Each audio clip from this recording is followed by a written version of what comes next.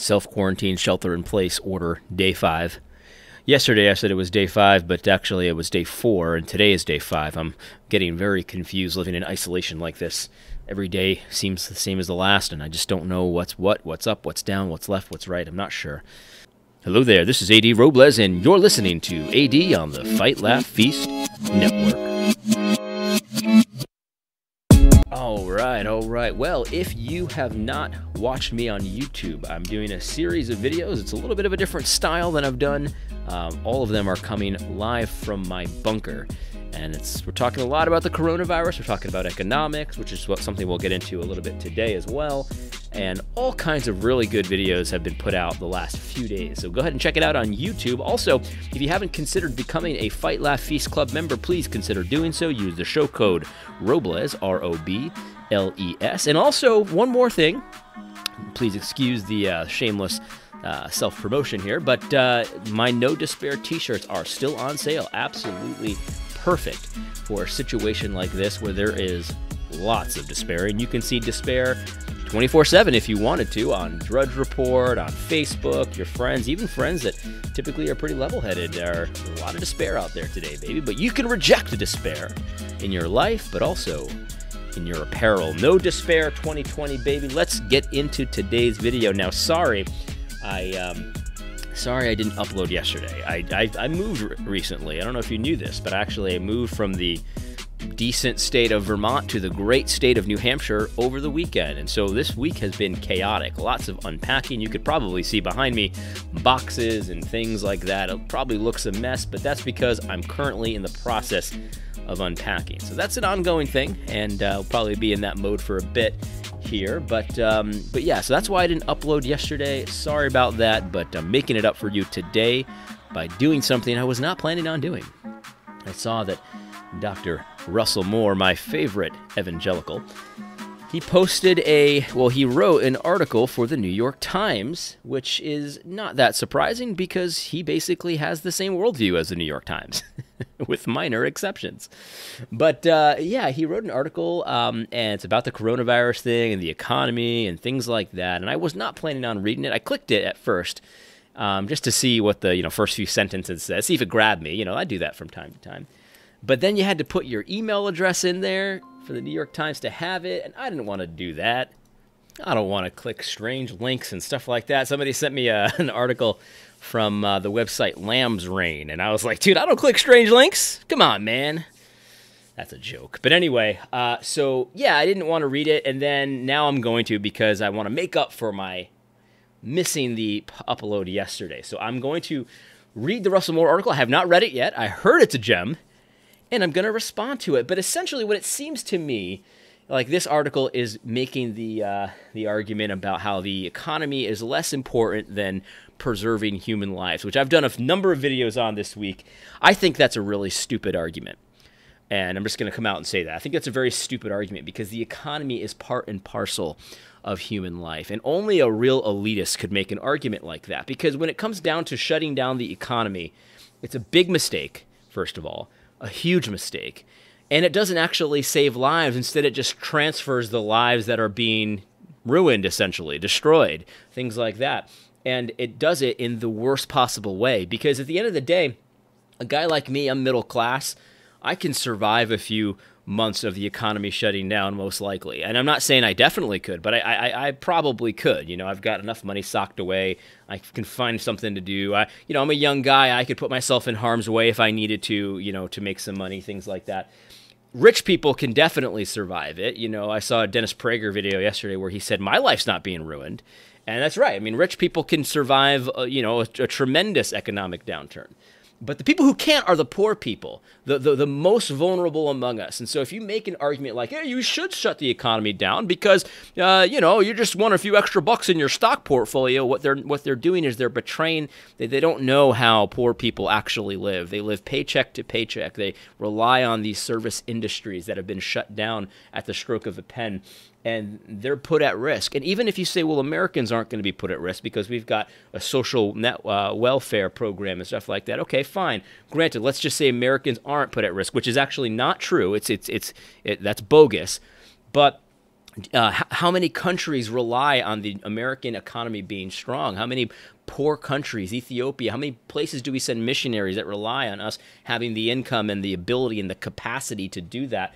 And someone down the chain is going to lose their lives because of this economic shutdown. And so if you think on this level, you either are thinking at like a child, you're not thinking a few steps ahead, you don't really care to think a few steps ahead, or you're just an elitist, you just don't know how poor people live, you don't know how poor people get by. I do. I have, my family is, I come from a family that was very poor. My father got out. Of that kind of situation, so I didn't grow up in dire straits, but many in my family have. And so I do know how poor people live. And so anyway, let's read this article. Let's see if Russell Moore goes down that road. He almost certainly will. And let's start right now. Opinion. God doesn't want us to sacrifice the old. Okay. Christianity teaches that every single human life is valuable even during a pandemic, by Russell Moore. Mr. Moore is the president of the ethics. Okay, here we go. When it is suggested that lives should be saved or sacrificed based on the perceived quality of those lives, something of our very humanity is lost. When it's suggested that lives should be sacrificed... Oh my goodness, what is going on here? This is not the article itself. This is a picture of the article, which is giving me a problem here. Okay. My grandmother always kept several freezers and multiple pantries loaded down with food and hid emergency cash in a cubbyhole behind the medicine. As a child, I rolled my eyes at these habits, but she would say, if you had lived through the Great Depression, you would understand. I now realize that when I or my children are elderly, we will be saying similar things to our own grandchildren. If you lived through the Great Pandemic, you would understand. I hope that lessons we take from our country's experience with COVID aren't about food or spreading germs, but about how we treat the most vulnerable among us. A pandemic is no time to turn our eyes away from the sanctity of human life. I agree. Let's continue. We already are hearing talk about weighing the value of human life against the health of the nation's economy and the strength of the stock market. It's true that a depression would cause untold suffering for people around the world, hitting the poor the hardest. Still, each human life is more significant than $1 trillion gross domestic product. Stocks and bonds are important, yes, but human beings are created in the image of God.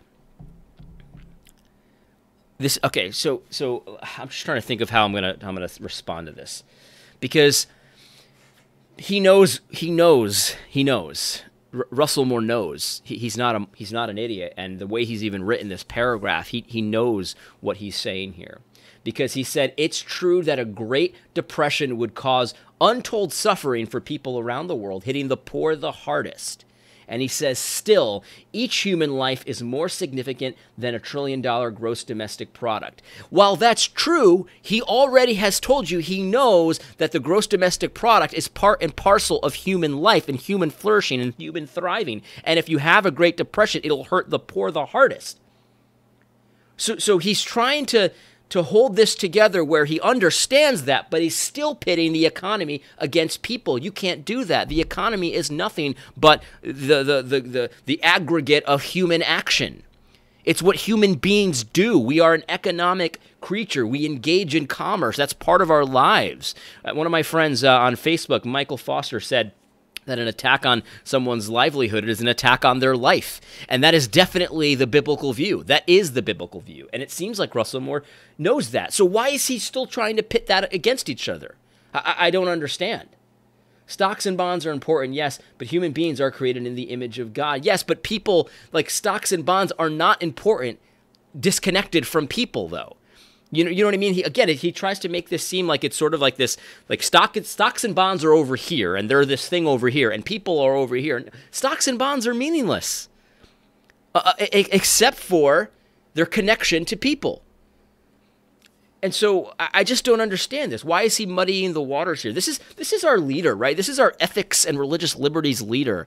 And instead of clearing up the confusion, he's adding to the confusion here. This is so convoluted. This is how Russell Moore writes. I've reviewed a number of Russell Moore articles, and the confusion that this man spreads has to be intentional, because he is not a stupid man. He intentionally confuses issues every single day. I just cannot fathom writing in this way. But anyway, let's continue. We must also reject suggestions that it makes sense to prioritize the care of those who are young and healthy over those who are elderly and have disabilities. Such considerations turn human lives into check marks on a page rather than the sacred mystery that they are. When we entertain these ideas, something of our very humanity is lost. So I understand what he's saying. I understand what he's saying, but you have to entertain these kinds of ideas because we don't have infinite resources, right? And so let's just say I was a doctor, right? And here in the 80 Robles bunker, I had a few hospital beds, and I was a doctor, and people were sick, and they came to my door, right? And I had 3 hospital beds, 3 ventilators here in my bunker. I don't, so don't come to my bunker looking for a ventilator. But let's say 4 people came to my door.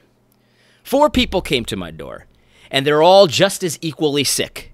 And they all desperately need this ventilator. And there's no way for me to use one ventilator for 2 people. Let's just make this as simple as possible. There's no way for me to figure it out. Someone has to not have the ventilator. What do I do? What do I do? How do I make that decision? Because someone is going to be left without a ventilator. And so how do I make that decision? The only way to make that decision is to start thinking about the extenuating circumstances. Does this person have a family? Does this person have a more of a fighting chance to get by without the ventilator? Is this older person need it more? Does this younger person need it more? Like, you have to start thinking about these things they're pretty icky. We don't want to think about them. We'd like to think that we'd have enough ventilators for everybody, but we don't. And so if you reject the suggestion to think about these, he's saying reject even the consideration, because that means that we're losing something of our humanity. This is childish. This is embarrassing. This is embarrassing because this is how a child thinks, and God bless them. A child is like, well, why don't we have enough? Why can't we have enough ventilators? And you ask your child that, and why doesn't everyone? Because children will often, why doesn't everyone have enough money? And it's like you have to explain that to a child. Resources aren't infinite. That's why not everyone has enough money. And so that's why we help them. If we have and someone else doesn't have, we share. That's what the Bible says. If someone has food, you share it with someone who doesn't. If you have clothes, share it with someone who doesn't. You know, there's inequalities here, and that's a fact of life. And so we need to do the best we can. I've heard some stories, horrible stories about how essentially people doctors in Italy have to leave people to die. They have to say, we can't do anything for you. You have to go home. And they know when they send them home, they're going to die. That's not losing your humanity. That's dealing with the situation in reality. What planet does Russell Moore live on? What planet does he live on? I've heard some doctors that this is the way they say. This is the way they say. They say, look, this is what the decision that they've made. They say, look, if we have to have a choice, we don't want to have to make this choice. But if we have a choice, and we've got an 85-year-old, you know, who's all his family has passed away, and then we've got a 30-year-old with 3 kids and a wife, and they both need the ventilator, we're going to give it to the 30-year-old. And that decision sucks, man. Nobody wants to make that decision. But the decision has to be made somehow. I mean, this is childish, man. This is really childish. This is really embarrassing. I don't know what else to say about that, but let's just continue. Social distancing and shelter-in-place initiatives are hugely disruptive. That is true. People who need to be working and who cannot work from home are suffering. That's why we need both the government at work to enable us to help one another through this time. And that's why we need a vibrant civil society to empower people to care for one another. Government at work. That's socialist right there, isn't it? Vulnerability is not a diminishment of the human experience, but it's part of that experience. Those of us in the Christian tradition believe that God molded us from dust and breathed into us the breath of life. Moreover, we bear witness that every human life is fragile. We are, all of us, creatures and not gods. We are in need of air and water and one another. A generation ago, the essayist and novelist Wendell Berry told us that the great challenge of our time would be whether we would see life as a machine or as a miracle. The same is true now. The value of human life is not determined on a balance sheet. We cannot coldly make decisions as to how many people we are willing to lose, since we are all going to die of something. This is stupid! This is stupid. We cannot coldly make decisions. Who's coldly making decisions? The decisions are cold. That's true. When you have to decide, when you have one ventilator and you have 5 patients who need it, you have to make a decision. And that decision is a decision of life and death. You have it in your hands. What do you do? You have to do something. What do you do? This makes me angry. I'm sorry, guys, that this episode's turned out this way. I thought it was just going to be a jovial episode, because oftentimes when I review Russell Moore stuff, oftentimes I'll make a big joke of it because it's funny. I mean, it's funny, but this makes me so angry. Hold on a second. Sorry, I just needed a minute. This is the leadership that we have.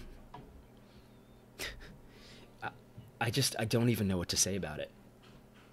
I don't even know what to say. Guys, I'm speechless. I can't fathom that this is the best that we can do. This is the leader of the ERLC, the biggest denomination of Christians in the United States, and this is their ethics. This is where they look for ethics information, someone to clear up the difficult choices. Me on our Reformgelical show, Matt Williams said that one thing that he would really like to see is some work on how do I balance caring for my neighbor but also caring for my family. I don't want to necessarily bring the virus back home to my family, but I do want to protect, or I do want to provide for my neighbors. Like, that's a good question. That we need some ethical clarity there, right? That's a good one. But instead, we're getting this. I mean, if a child spoke like this, you'd be like, okay, and you'd encourage them to think deeper about it, and you'd encourage them to consider the reality of life. And sometimes it's cold. Sometimes it's brutal. What do you do when 5 people need a ventilator and you have 1? What do you do? One thing you definitely don't do is look to Russell Moore for help, because he thinks like a child. A life in a nursing home is worth living. A life in a hospital quarantine ward is a life worth living. The lives of our grandparents, the lives of the disabled, the lives of the terminally ill, these are all lives worth living. We will not be able to save every life. Many will die, not only of the obviously vulnerable, but among those who are seemingly young and strong. But every life lost must grip us with a sense of lament that death itself is not natural, but is, as the Bible tells us, an enemy to be withstood and ultimately undone. Yes, obviously. Thank you for taking that brave stance, Dr. Russell Moore, because there's a whole wealth of Christians out there that are like, old people, who cares? You should be ashamed of yourself, Dr. Russell Moore. Every single one of us that is shocked at how we shut down the economy, risking lives all around the world, not just here in the United States, all around the world, among the most vulnerable, risking lives by shutting down the economy when you do not have to, number one, and you don't have the authority to do it. We're talking Christian ethics here, right? Tell me where the Bible gives the government the authority to shut down commerce. It does not. It does not. To shut down worship, it does not. This is what we need. We need biblical meat here. Instead, we're getting childish nonsense. There is no Christian that says a nursing home life is not a life worth living. There is no Christian that says a life in a hospital quarantine ward is not worth living. Why waste your words in a pagan publication? Why waste your words like this? They need truth. They don't need gobbledygook.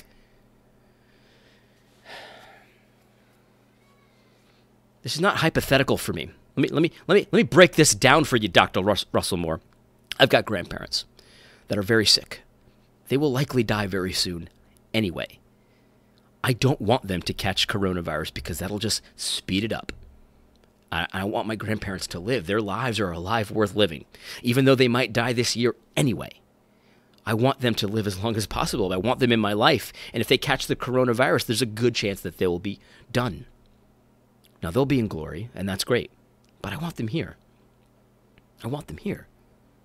I've got an uncle who has severe diabetes. He did it to himself. He did it to himself. You know, men, we ought to take control of our own health in the areas that we can. If he catches the coronavirus, he will likely be dead. I don't want him to die. I don't want him to die. You might not know this about me, but I have chronic asthma. Every time I get sick, I have severe asthma. If I catch the coronavirus, I am in a risk category. There's a good chance that me, at 37, with 3 kids under 5, it could be the end of me. It could be the end of me. My life is worth living. It's not hypothetical for me, Dr. Russell Moore. But the reality is, I do have to love my neighbor, and that requires, if you're going to love your neighbor, this is what a Christian ethicist should be focused on here. Instead of this nonsense, if I'm going to love my neighbor, the way to do it is to follow the commands of God and to follow God's system and his word and all that kind of stuff. And so I have to think about everybody, not just me and my family and my elderly.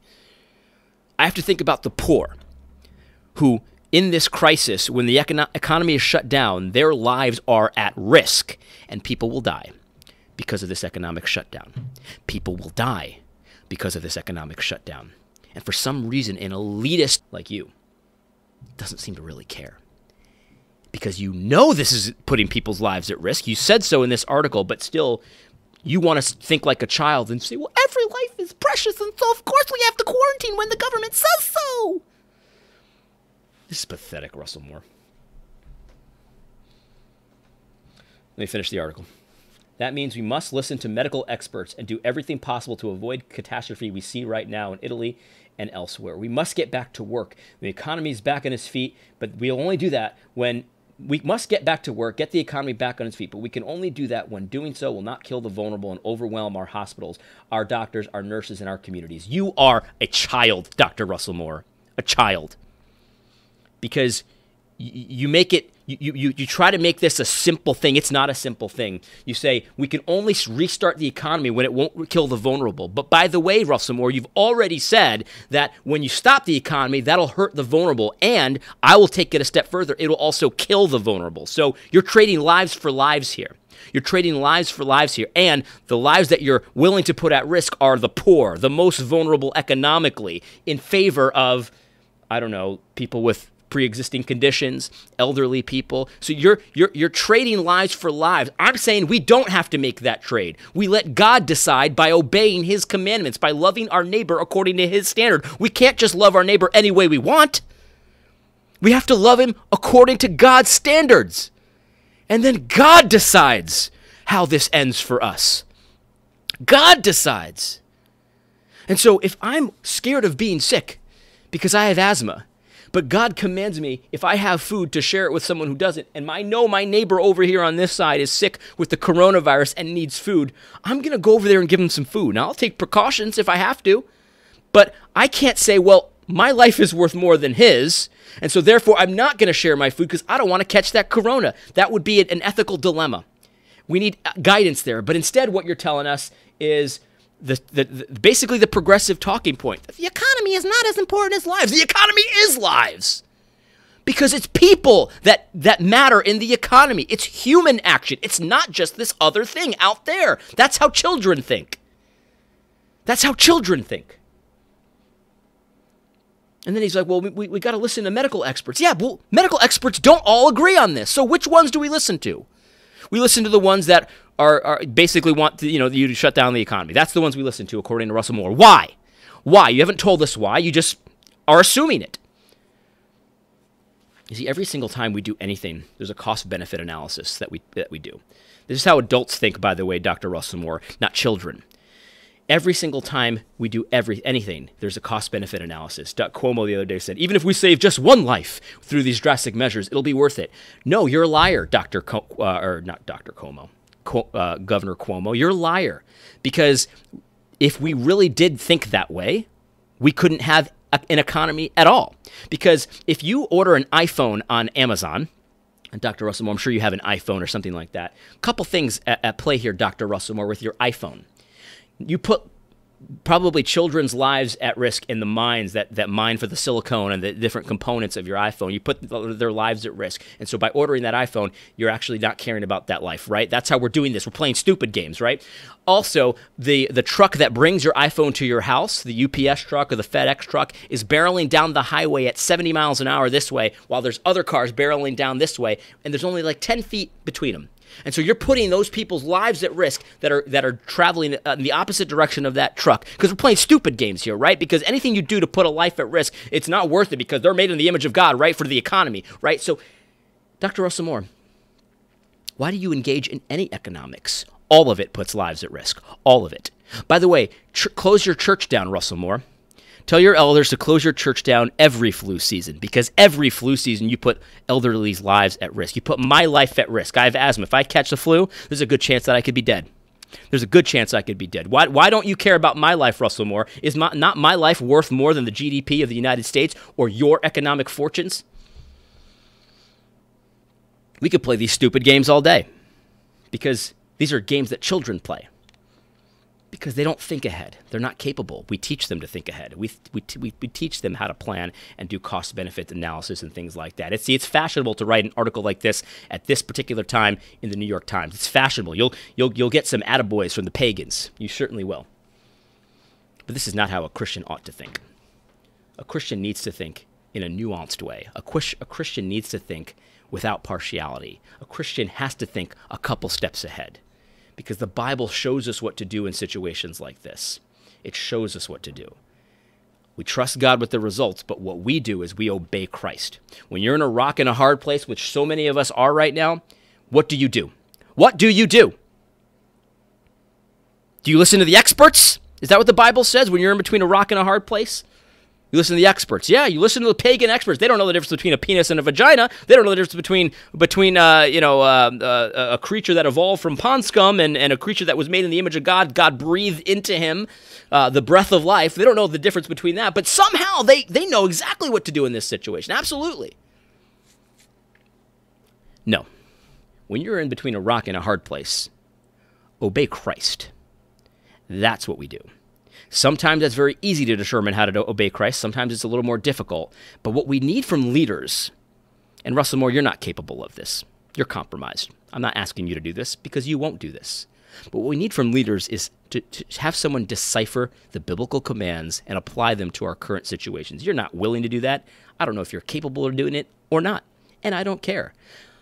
At the end of the day, this kind of childish thinking needs to be rejected by Christians. Eventually, you have to move on from the milk into solid food. Guys, let me just end it right here, because I was not expecting this to be a little ranty. I'm shocked at the level of this article. This is beyond anything I could have imagined. This is a live. There's a real reaction here, boys, ladies and gentlemen. I got a lot of female listeners as well. I'm just going to end it there. And I was going to end with a joke, but I'm not in the mood right now. So sorry about that, guys. I hope this doesn't give you a downer. There are better leaders out there than Russell Moore. There are better people out there than Russell Moore. You want someone that can help you apply the commands of God to these complex situations. There's tons of people out there. Toby Sumter, in his series in the Proverbs, stuff like that. Doug Wilson's doing good stuff. James White's doing good stuff. Oh man, let me give these guys a plug. I saw the